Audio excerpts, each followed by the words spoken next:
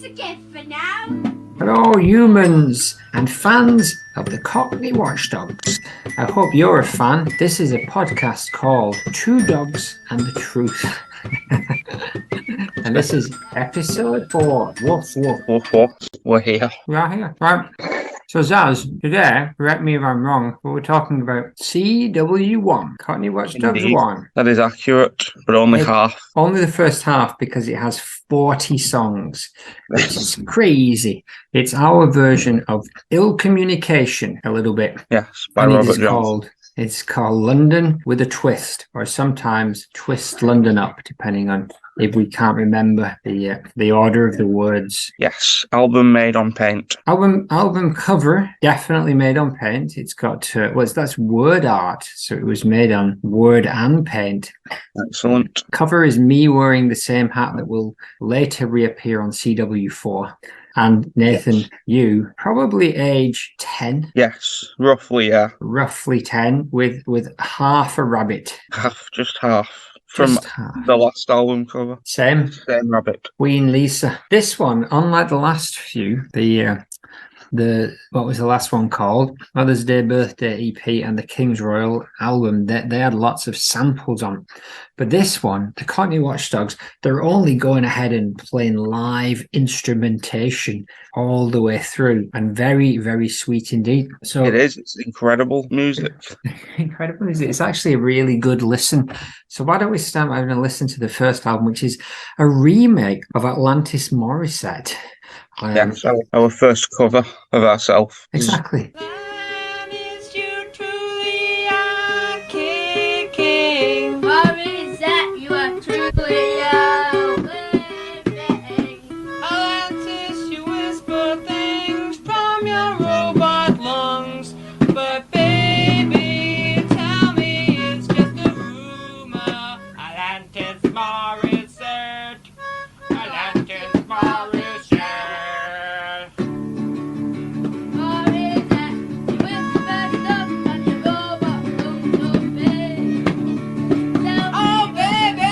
So there you go. Beautiful. Nice. Waiting for the sun. That's the Doors song. Waiting for the sun. Atlantis Morissette. Nice. I do remember this one better than the other one. This is why I was convinced there were two versions, because I remembered this one And and you the were last right. one didn't. This one's a bit more rock and roll. It's a Bit real more song, isn't it? A bit more professional. We've found our stride here. But very, And very quickly, the stride disappears as we move into the second song, Be Brave, Be Bold, which is this is where we get our first appearance of Hannah. Yes, Hannah. This is this the actual order, or is this just alphabetical order? It does look like it's alphabetical order, doesn't it? But this is It does also indeed. this is also the actual order of the song. Although That's convenient. it does explain why the Goodbye song appears next to each other. 10 songs Between F and H. 10 songs in, so maybe somewhere along the line one of us naming no names has made an error in the track listing. Now, Perhaps. when the 25th anniversary edition comes out in 2025, because we forgot to mention this was released probably in sometime in 1999, the dates got a little bit messed up, then maybe you can reorder it, put it in the order that the concepts of the gods wanted it to be. The order is up to the listener. Exactly. We just put it in alphabetical order, like when people put lists, like in no particular order except for the alphabet. Yes, exactly. Let's have a listen to the second track. Go on. Yeah, released on tape. Released on a tape edition of 1. Yes. Recorded at Bren Quarters Studio 6, mostly on a 4-track. And although Dr. Sample was there, don't think he featured quite as heavily, although there are samples, though often the samples are found sounds from like toys and things like that, and just records played in their entirety. A lot of this is pre-keyboard. Yeah, there's a keyboard in there a bit, though. The melodica featured heavily, along with the little xylophone. Let's have a listen to Be Brave, Be Bold. All together now.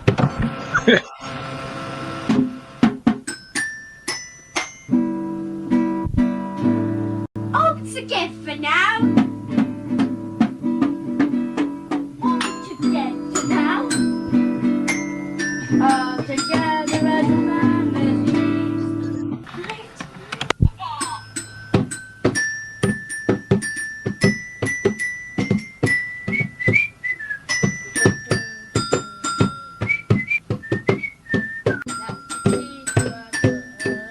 So this, now I've listened to it like 6 times this week. I'm now realizing that this is essentially the Happy Family song, but it's an instrumental version of it.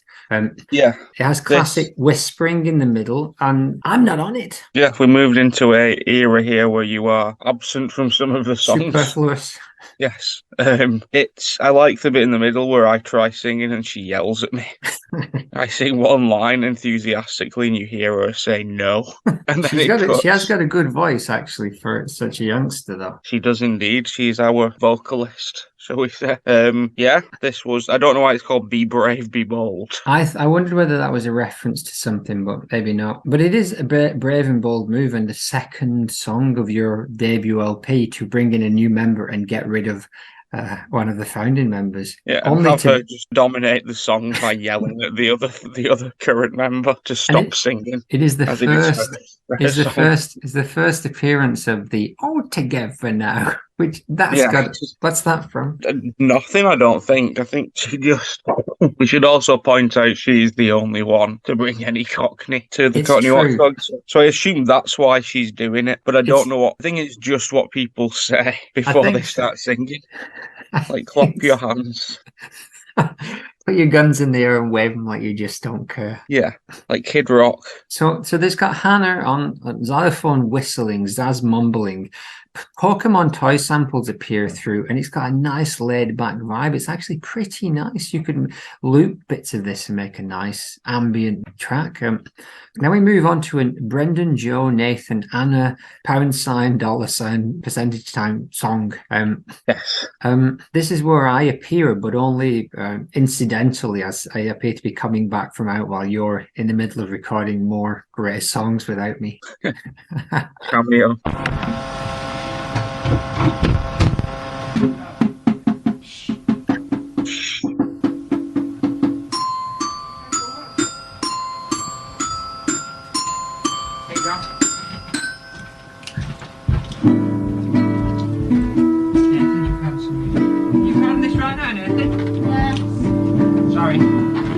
Yo, Eminem. Need a red light on there?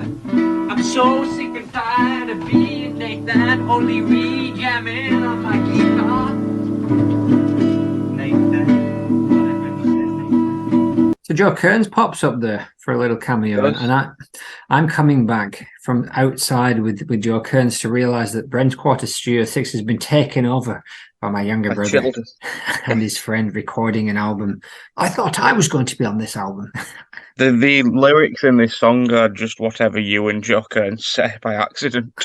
So another instrumental already. It's the same instrumental in which you take a guitar like this. It took me a little while to work out that it was not me playing, it was you. So what happens is you go... Yes, I just play the guitar without any actual chords or melody. It's open, it's the same chord that the Beatles start Hard Day's Night, but instead they go into something conventional, but you remain outside of convention by continuing to play that same unformed chord. Essentially the jam deck of Blackbridge. Bigger than Jesus. Taller than God. Taller than an equal height to the Holy Spirit. And then at one point you both sing all together now. So I'm going to see if I can find that.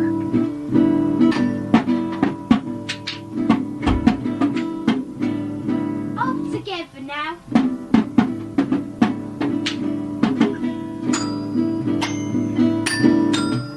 All together now.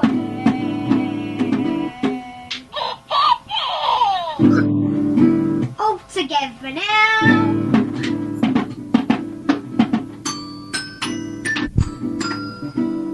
All together now.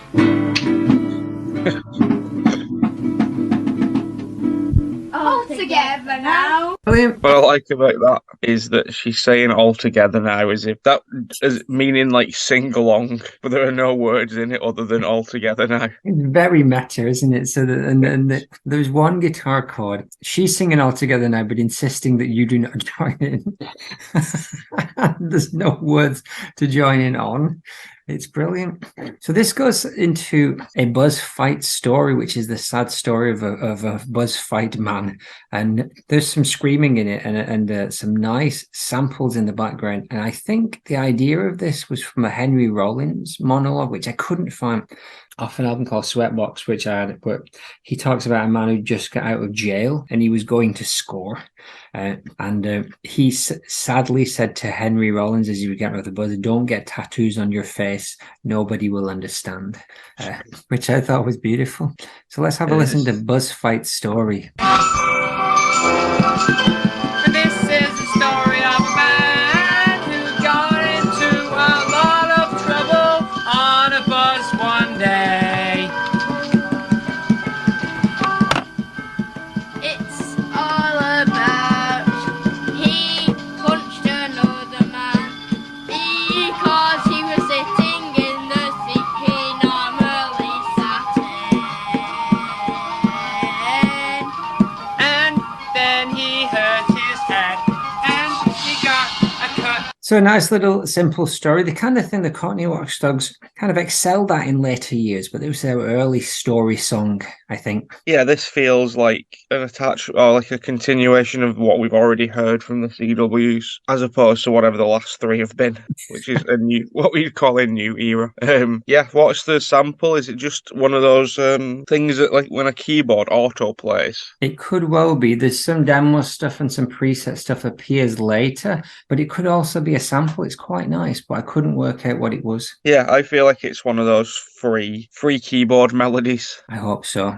Yeah, like a demo. Nice. It's like a demo thing, isn't it? Yes. But then the real demo comes up like ding ding ding ding ding ding ding ding ding ding. What's the end of that one? The end of that one is just that song playing with screaming over it, isn't it? It's quite a bit of that. Let's have a listen.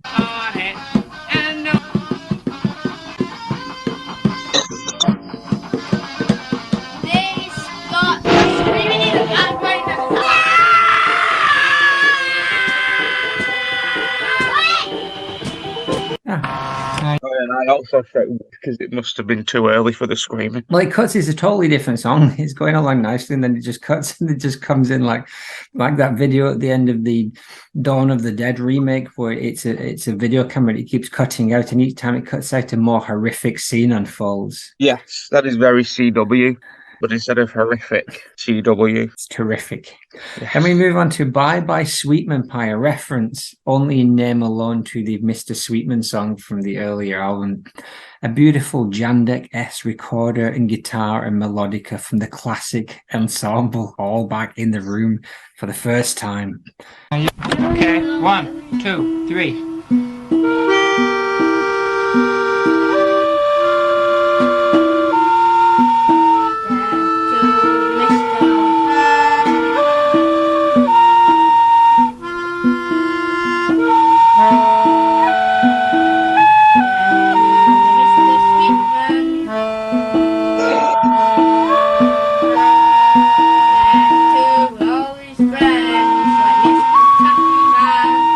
Really quite beautiful, and I think there must be samples going on because there's too many instruments for the number of people in the room, and there's nobody shouting all together now, so I think it's just the two of us. Yeah, I think this is just an N and B production. American Pie reference, is that because Sweetman dies in this song? This is like a eulogy song for Mr. Sweetman. I think so. With an unknown death. Really is quite a beautiful tune. I would definitely put these on in the background, except for them occasionally lapsing into screaming. Yes, or saying all together now. What I like about this one is something. Me too. You can sort of, I like you can't really hear a lot of the lyrics a lot of the times in these songs because I'm too far away. Haven't quite realised how that little microphone works or whatever it is that we're recording it on. Yes, and that will be a theme, I imagine. But it all adds to it, I think. It builds the beautiful ambience. Exactly. It does hold together very well because the instruments, that xylophone and melodica and guitar is pretty, and the bongos are pretty much all the way through. Yes. It was also probably made over the course of like 2 days or something like that. Yeah, I wonder if that was one of the ones that had pre-written lyrics. It sounds like it. Well, this next one definitely did because it's called Chicago 2013. in which you read the liner notes from the compilation album Chicago 2018, It's Gonna Change, which is a Chicago post-rock compilation featuring Jim O'Rourke, Excellent. Tortoise, Isotope 217, one of my favorites, and even Bobby Conn, who did a great song called You're Never Gonna Get Ahead, in which he samples the strings from the Jackson 5's I Want You Back. Excellent. None of that is relevant to this. What is relevant is that Zaz does not know what's going on, but he's singing about being picked up at the airport by Jim O'Rourke. Excellent. Great Zaz performance I put on over a CW 2-chord shuffle with claps and bongos. Gentle sound that characterized CW1. Exactly. A great Zaz performance. Let's go. Chicago 2018. Jim O'Rourke picks me up at the subway. Distinct Atari part of my luggage through the sweltering heat. Asks me about my exact plans and induces me with no suggestion and telephone numbers.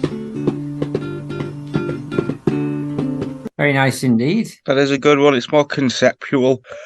It's more in line with later CW stuff, I would say, in that it's just I suppose it's not even like chopped up or like moved around, it's just someone else's words. Someone else's words, and you're reading them. If it was really conceptual, it would be there would be a wiry post-rock guitar solo in there, but there's not. There's just some jangly nice chords. Exactly. But it is nice. One of the underdogs of the album. I think so. Cockney underdog of the album. But that doesn't stay for too long, because next we have Cockney Horror Song, which is over a Tubular Bells sample, which is obviously from The Exorcist, but I'm guessing that the two 10-year-olds did not know. These are Lunch Crisps. The two 10-year-olds did not know that the Exorcist used that theme tune. Either you did. I don't think I did. It seems out of character. And it hadn't been used in The Simpsons, so I don't know it from that.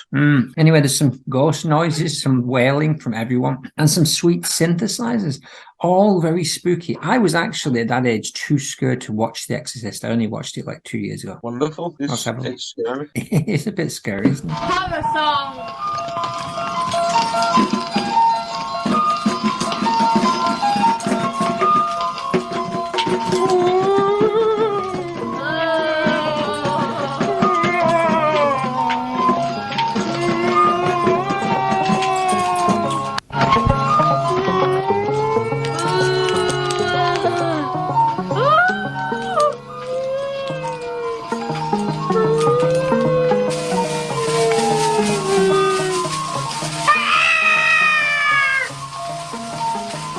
It has a good ending. Let's listen.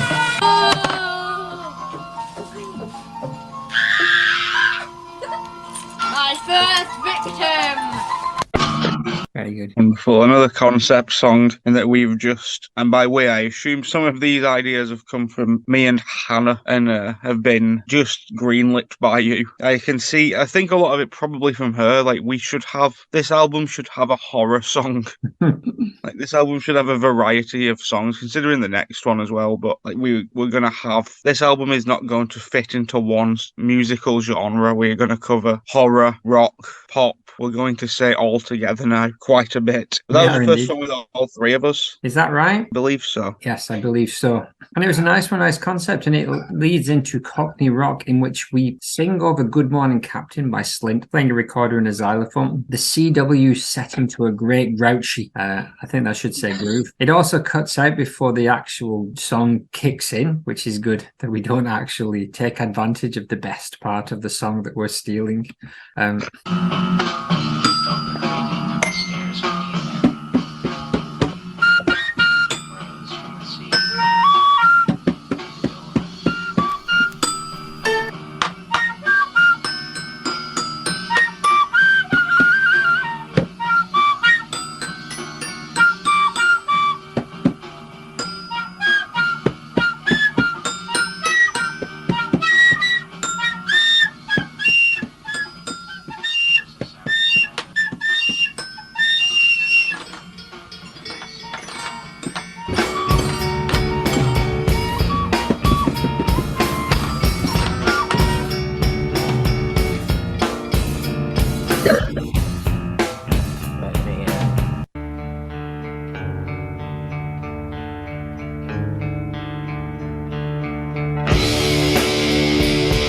We get to about here.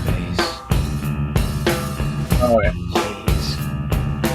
Great song, though. Good Morning Captain off Spiderland by Slink. It's another good Cockney Watchdogs move, really, to take something and not use the best part of it. Just use a part of it. The first part that happens to play. Yes. Instrumental again. I do like the flute work on this, though. The recorder work is timely for a while. Very good, isn't it? And I like Great Grouchy as a phrase. Then we move on to a track called Discovery on Stealing Voices. And it's an O'Leary, a Beat O'Leary track. Before my solo work on the Cockney Watchdogs diverged, there was this grey area where some songs that might not really have been Cockney Watchdogs song appeared, but also maybe it is. Let's have a listen and decide. The beauty of just recording over the same tape, not on two.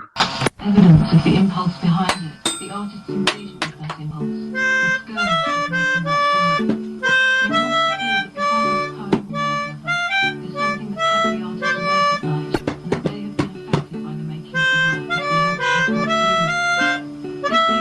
the artist awake at night, and that they have been affected by the making of the work that they have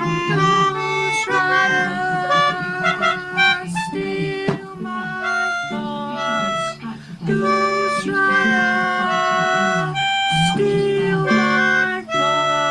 may take the ostensible form of true life confession, or it may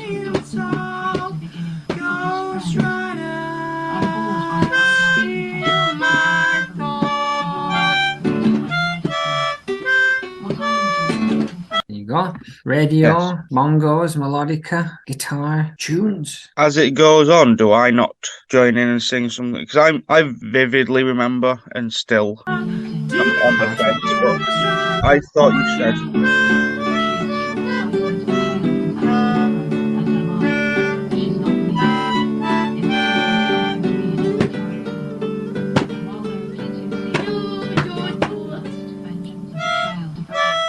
And that was I remember thinking it was "Don't try to steal my horse." I remember that, and then at the end it does sound like you said "Ghosts try to steal my horse." Ghosts, do you try to steal my horse? That's going in my bag for my next lyrics. Yes, that is a good. But all Ghosts of this, you severed my horse. All of this so far is really just set up song number 10, "Family," the center point of this album. And the focal point of CW, one of the thought of songs when CW1 is mentioned in the cultural zeitgeist. Surely all those nice little sweet low-key instrumentals are one thing, but how about something that really gets to the core of gender issues? Let's have a listen to the song "Family." 1, 2, 3. All together now, sitting on the couch, watching James Bond, eating potato chips on the couch. They're yummy and scrummy, just like a family. 1, 2, 3, 4. All together now, sitting in the couch, watching TV like a happy family. Like a happy family. I like it when you get to play with the fluffy orange toys. Mum's in the kitchen like she should be there, cleaning them up in the floor. Daddy's at work, Daddy's at work, at my granddad. Daddy's at work, at my granddad. Granddad. Wake up! All together! Wait, stop! There's one more verse. All together now, liking this. Oh, goodness me. What do you have to say for yourself? It is the best one so far. There's lots of things I have to say. I'm going to guess this was one of the first ones, non-alphabetically. This feels like the first use of "all together" now within time.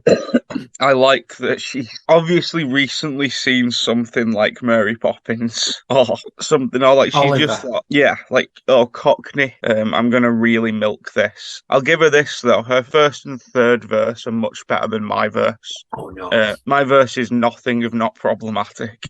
Your verse fleshes out the universe, this somewhat moribund universe of the nice family that's sitting on the couch watching James Bond. You throw in some dissonance in there that everyone's arguing and fighting over who gets the crisps. I believe we're fighting over who gets to play with a fluffy orange toy, which I don't know if that was a specific toy. Also, would again, imagine so. lots of lyrics in this song feel like things that had happened within the last day or two. Like, I assume somebody watched James Bond on the couch. I also like that as a Cockney, she said potato chips, which is very American. And there's a line where she says, "Oh, there's one more verse, is very Scouse." Very scarce. Oh, there's one there's la. Yeah, but it's But she's none of those things. She's neither Cockney nor Scouse nor whatever the other one was. no, but she's bringing her A game. I'll give her that. She is. She's stepped in. It's like when Fleetwood Mac got Stevie Nicks in. It is. It's exactly the same as that. Mum's in the Mum's kitchen like she should be there cleaning. We finally get to the crux of this. Mum's in the kitchen like she should be there cleaning and mopping the floor. Daddy's at work at my granddad's. Let's ignore the beautiful vocal interplay for a moment and just what does the older Nathan say about 10-year-old Nathan's opinions of these things? I think it's more of a look at the education system of the UK or just in general, that I thought, even with a mother who worked the same amount of hours as her father, that I still, at the age of 10, said that she should be in the kitchen cleaning. I'm assuming I should, as in because she likes to clean. And she did clean the house on Saturdays, so maybe it was a Saturday morning, and because that's where she usually is, that is why I said the word should. I'm going to give you that. That's the context I took it in. That's her place on Saturday mornings cleaning. It's not a woman's places in the home, but my mother on Saturday mornings cleans. Her father is at my grandfather's house, and that's where they should be because that's the place where they normally are. So I'm going to let you off for that. You're not cancelled. No cancelling yet. I do like that also at some point I whisper all together now to her as if it's a really exciting idea that we should say this. And it's at least the 9th time that it's been said. You also introduce a line sponsored by Elastoplast that comes back a few times. Yeah, don't know why. And a dog that leaves its mess. I don't know if it was just... Let's have a listen to the end. Emily, like it is a grow, like a dog that leaves its mess. Woof, woof. All together, now stop. That's the best one. Sponsored by Elastoplast. That's the best altogether now, stop. Yeah.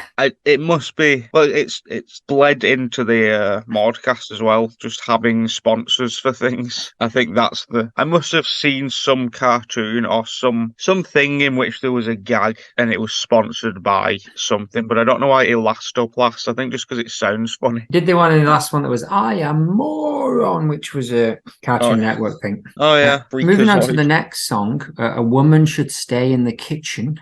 Yes, by 10-year-old Nathan. No, we're just jesting. Please don't write in. Next, we have the Goodbye song appearing at 11th on this album of 40. Let's have a listen to the Goodbye song.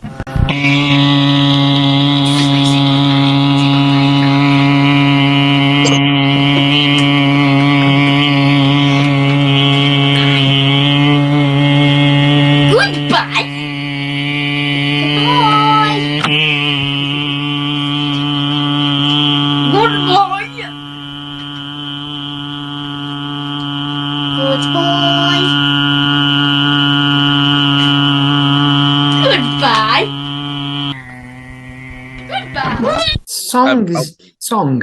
Yes, I'll preface this by saying these accents are a mild comparison as to what's to come on 2 and 3. I've just remembered 5. Oh, 5 as well. 5's too late for that kind of stuff. Yeah, I think I sort of remember having no concept of albums, I assume. I just remember pushing that we must have a song that said goodbye to people, as if that was a thing that albums did. The only two things I think my input in terms of format with that and secret hidden songs, I knew I wanted an Easter egg song, and I think that is specifically because of Ween. Nice. But yeah, this is just us saying goodbye. Well, we followed up with Goodbye song number 2. Yes. One thing I was going to say is very few of these songs lasts more than 2 minutes, which is a good thing generally. That is true. And in the last Bit of a song, Goodbye Hemingway. Song, exactly. Well, that's a whole different bag. It seems like I'm making a fake tape buzz noise all the way through it as well, which is fun. Yes, it does. Avant-garde. Which again also recurs in the Javan and Pentecost hour. Beautiful. Goodbye, my friend. Goodbye, my friend.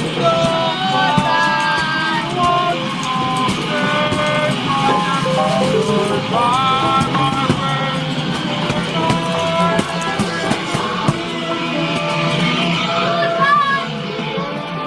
So I think what happened here is we recorded all the songs and we got to the goodbye song and we thought the tape would run out, but it didn't. So we had to do a goodbye song too. Yes, which ironically is about to happen here. It is fittingly, isn't it? And we're singing over keyboard demos to the theme of our Christmas tree. Very nice. Yeah, and also clearly something else is playing. It's like there's 4 pieces of music playing at the same time, and then we're all saying goodbye. It's better than Goodbye 1, significantly better. I can say I'm glad we did have more time on the tape to cram this one in. Goodbye song a cappella goodbye comes up next. The third goodbye song in a row, in which Nathan says, "Listen out." Got it. So that brings us on to the third goodbye song. Let's have a listen. This makes a lot more sense now that I've realised it's alphabetical. Goodbye, Give it goodbye, to her. Goodbye, goodbye, goodbye, goodbye, goodbye, goodbye, goodbye, goodbye, goodbye, goodbye, goodbye. goodbye, goodbye, goodbye, goodbye. Goodbye, goodbye, goodbye, goodbye, goodbye, goodbye, goodbye, goodbye, Goodbye, goodbye, goodbye, goodbye, goodbye, goodbye, goodbye, goodbye. Goodbye. Catch the next tape coming soon. goodbye, goodbye, goodbye, goodbye, goodbye, goodbye, goodbye, goodbye. Almost like a post-credit sequence for Marvel. Exactly. Catch The the next Avengers tape. will return. The Cockney Watchdogs will return. And we did. We returned very quickly with CW2 and 3. We returned even quicker with the song Hemingways under a second after this.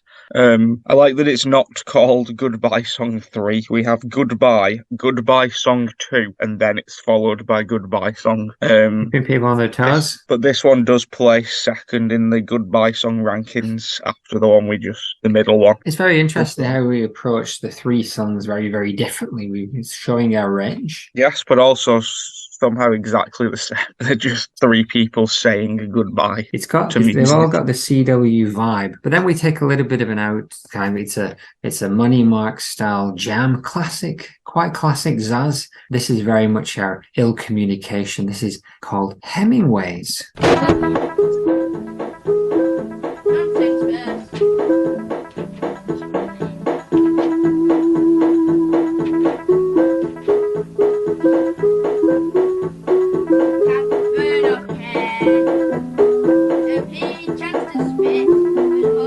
When I say instrumental, I obviously mean with vocals.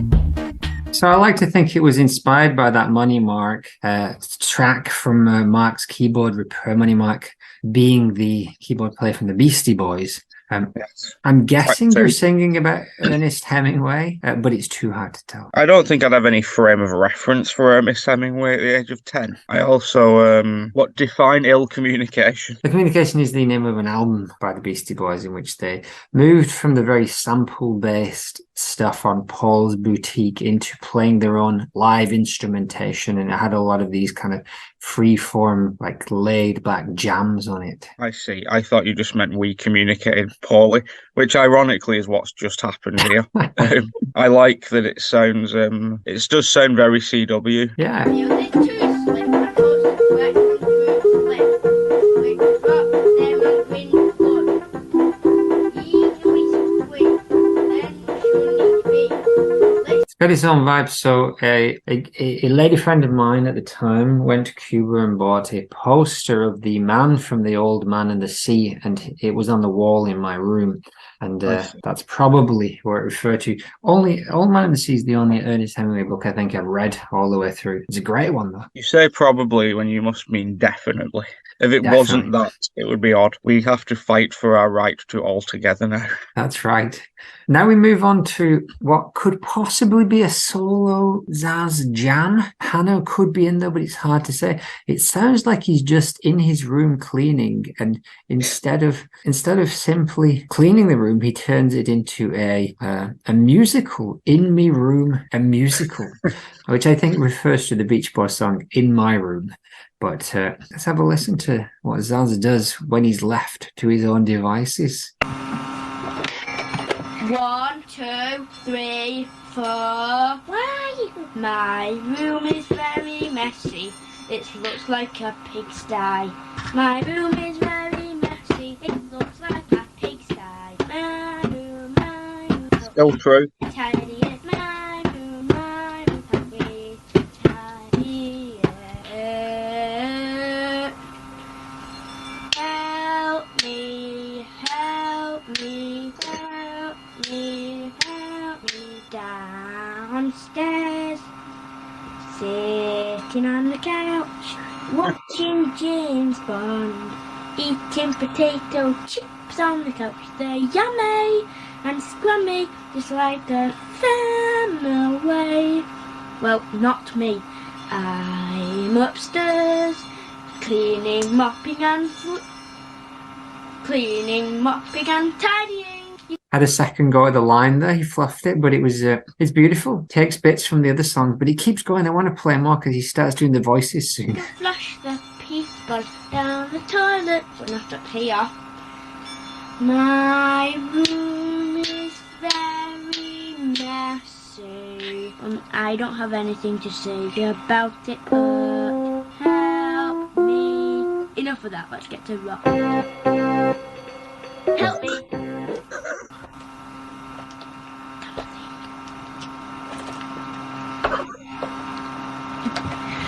Boom, boom, boom. But help me. Why you must stop what you're doing. Just come here and help me tidy my room. No. Yes. Why should I help someone like you? Why should I help someone like you? Help me, Mommy. Help me, Daddy. Help me, Grandpappy. Help me, Grandmummy.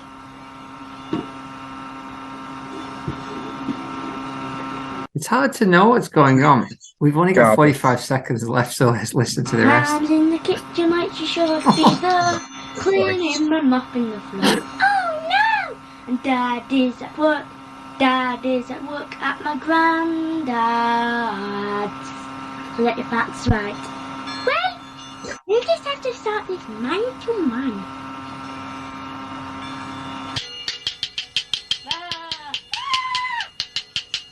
No, I thought, what's going on? Stop this tape immediately. No, Mom, please don't stop. I'm in the middle of a musical. Help me. It's brilliant. It is brilliant. Absolutely. It's if I was making a single from this album, it would be a double A side with Family on one side and In My Room, a musical on the B side, on the double A side. Exactly. It does complement the other one in the sense that it's the same lyrics, but just me. Just insight into the mind of a child left with a tape recording and 3 or 4 ideas. I do like that the keyboard clearly broke or cut out halfway and I couldn't get it working, so I just tried to sing. Oh, help me. Yeah, just try to recreate the free stock music that I'd already stolen. I really like the way that at the end, you imagine Mum coming in trying to stop you, and you persuade her in song to not stop you. Yes, but it doesn't work as the song ends. Brilliant. Yeah, It's followed up by another another sweet instrumental. The bongos, the classic lineup is back. But what is actually banging, lads? It is Brendan. Number 2. Record.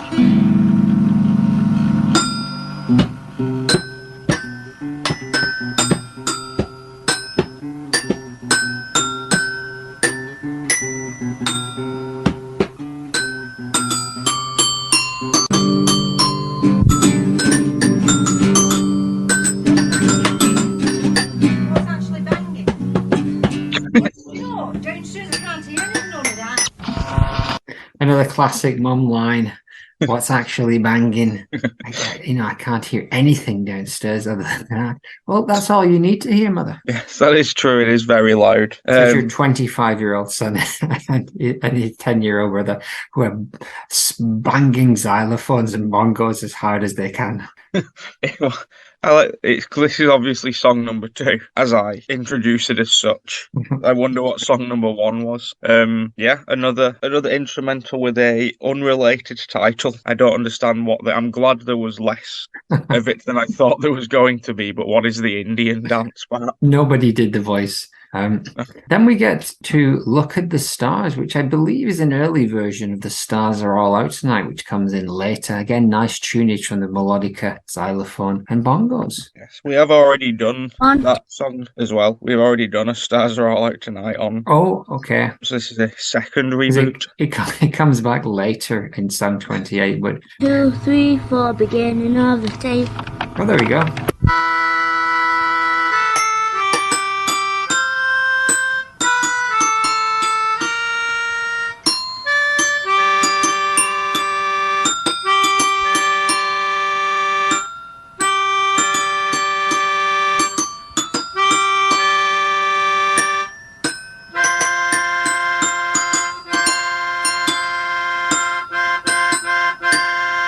That's all it does, but it's always worth coming to the end. The ends are often the best.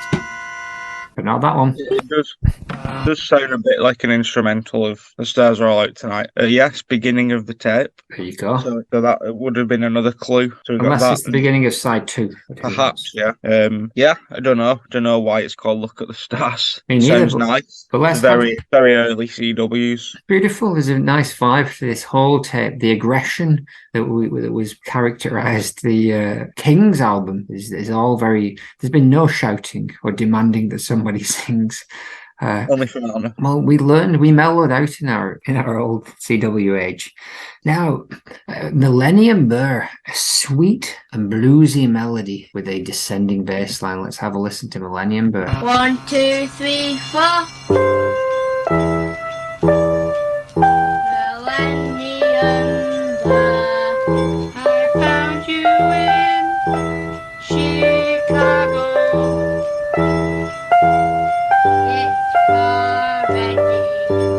It's for real. It's for Eddie. It's for Neil. It's for Eddie. Oh, Millennium Burr. Oh, I know you're for real. All together now.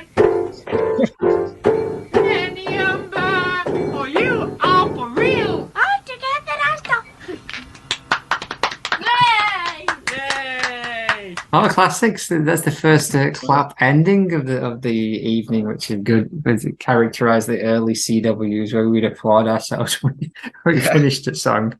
This is one of the more solid ones on here with a concept and something that we're tangibly singing about, which is one of those Beanie Babies, I think. It is. I went to Specifically. Wrigley Field, Chicago, the last game of the millennium in 1999, and I got a Beanie Bear, historical artifact, no doubt lost. Yeah, it's probably in the attic. Might It's well for be. Neil. It's for Reddy. It's for Neil. It's really nice. It's got a nice melody, and it gets wild at the end, and we kind of subvert the all together now trope by smashing the keys over it, and then we give ourselves a big round of applause to end. Yes, I like that I have now adopted the all together now thing, regardless of whether Hannah is around. Yes, and it's hard to tell because there's probably samples and other things going on in the background, so who knows who was actually there. But we're almost there to the end of the first half, and next is an instrumental called Mrs. Mills' Rumpy Pump Time.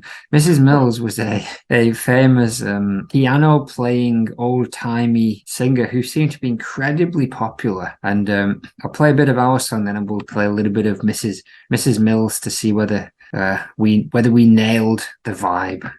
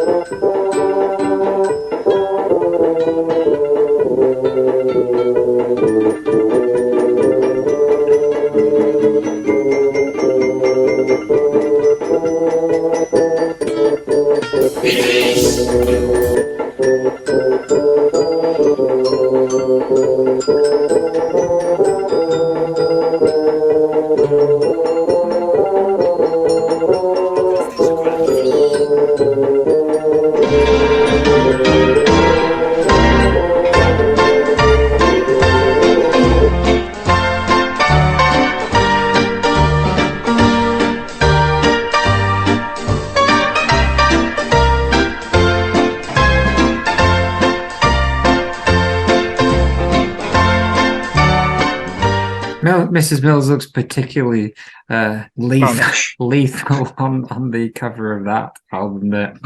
Those Lady Mills. But of course, she did actually, that was actually a song called Doing the Lambeth Walk, which is an old Cockney song. So a lot of her albums were based around just her sat at a piano, and it was called Party Time. There was lots of different types of Mrs. Mills party times. But yeah, she looks like a fun lady. I obviously had no idea until just now that she was a real person. Grumpy Pump Fun Time is obviously a tongue-in-cheek reference to her Fun Time albums. Yes, I just assumed, I thought that set of words was funny together. Mrs. Mills Rumpy Pump. I think Rumpy Pump is probably a rude word that maybe the young ones or somebody brought to my attention. And then we finish up the first half of this album, so we round out this hour of discussion of CW1. Obviously, there'll be a part 2, which you can put together for a 2-hour in-depth dive into the ins and outs of CW1. Megamix. We finish with Nuzzle-Matic Pizza, a fun listen that we build up the tune from the ground and with chanting, and we get right inside that tune.